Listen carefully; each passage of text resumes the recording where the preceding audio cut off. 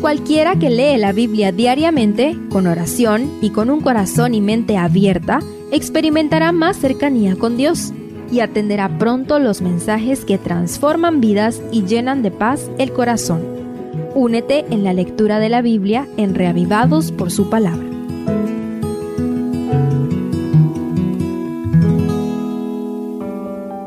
Salmo 51. El sobrescrito brinda un contexto específico a este salmo penitencial, salmo de David, cuando, después que se llegó a Betsabé, vino a él Natán el profeta. Acompáñame a estudiar este canto donde David derramó su alma ante Dios. Primero, ten piedad de mí. Lo primero que David reconoce en este salmo es que no puede depender de su justicia propia y por lo tanto necesita depender de la misericordia divina para recibir perdón.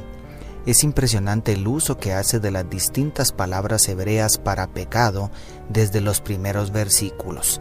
Solamente la gracia de Dios nos da esperanza ante la realidad del pecado y su justa retribución. Segundo, reconozco mis rebeliones. Otro detalle que vale la pena resaltar es el humilde reconocimiento del rey respecto a su falta.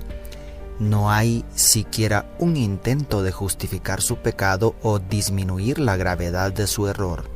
David acepta la responsabilidad de sus actos y reconoce que no existe justificación alguna respecto al pecado.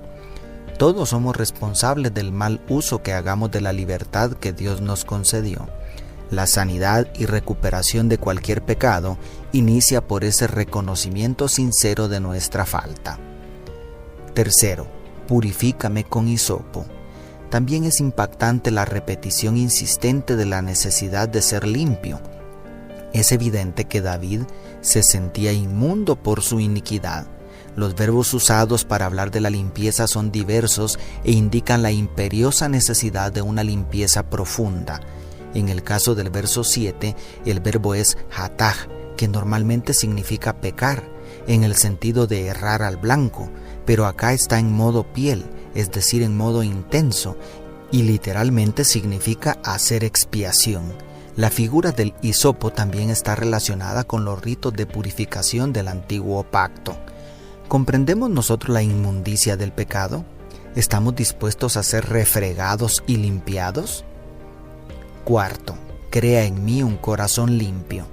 Además de reconocer su dependencia de la gracia de Dios, aceptar su responsabilidad y sentir la necesidad de limpieza, lo cual evidencia un profundo arrepentimiento, el rey David percibe la necesidad de un cambio de corazón para no volver a caer. El pecado degenera espiritual y físicamente al ser humano, pero el Espíritu Santo puede regenerarnos y restaurar la imagen de Dios en nosotros. David se dio cuenta que por sí mismo no podría hacer el cambio radical que necesitaba. Los pecadores no solo necesitamos ser perdonados y limpiados, necesitamos ser transformados por el poder del Espíritu Santo. El verdadero arrepentimiento implica el deseo de cambiar y nos conduce a esa preciosa obra de santificación que el Espíritu Santo anhela hacer en nosotros. Y quinto, enseñaré a los transgresores tus caminos. A partir del verso 13, David cambia de la súplica a la promesa. Aquí promete enseñar a otros a partir de su experiencia. Este propósito de instruir a otros es colocado por encima de las ceremonias formales y públicas que debían realizarse en el santuario. Iluminado por el Espíritu Santo, David cobra una mayor conciencia del significado de los ritos ceremoniales del Antiguo Testamento.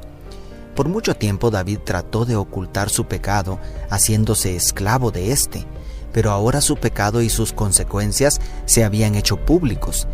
Y, por increíble que parezca, está dispuesto a compartir su amarga experiencia para advertir a otros y liberarlos de la tragedia que él sufrió. Incluso los últimos versículos transforman este salmo tan intenso e íntimo en un canto apropiado para el culto público, porque el rey termina expresando su deseo de que ni Jerusalén ni la nación sufran por causa de su pecado. ¡Qué liberación más grande! ¿Has recibido una victoria así de decisiva sobre tus propios pecados? Dios te bendiga. Tu pastor y amigo, Selvin Sosa.